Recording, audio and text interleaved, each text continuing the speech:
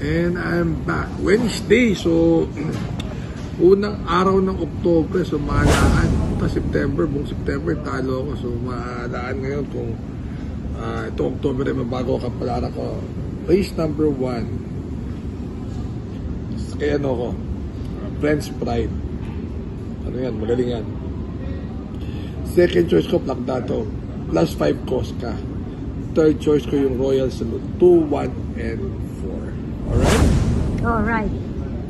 Race number 2. Race number 2, parang lamang din itong Bonnie Avenue Bisyo Magservisyo. Pero ang third choice ko, IC Celebrity. So, 6, 5, and 7. Alright? Alright. Ito race number 3, dito pwede magkadiyaduan. Pero ano ko dito? Alegna. Entry number 8. Second choice ko si Catspell. Entry number 5. At third choice ko ay si Basket of Gold. 8, 5, and 9. Alright? Alright.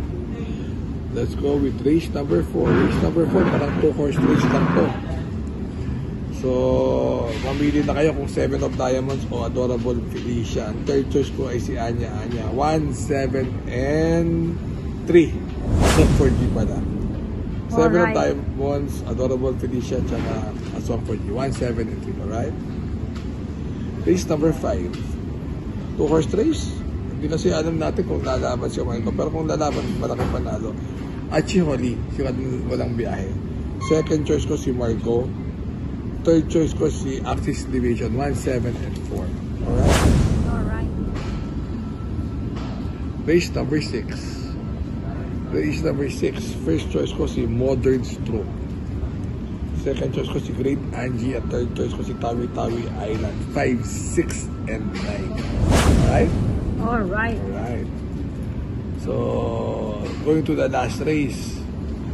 Ano naman ako?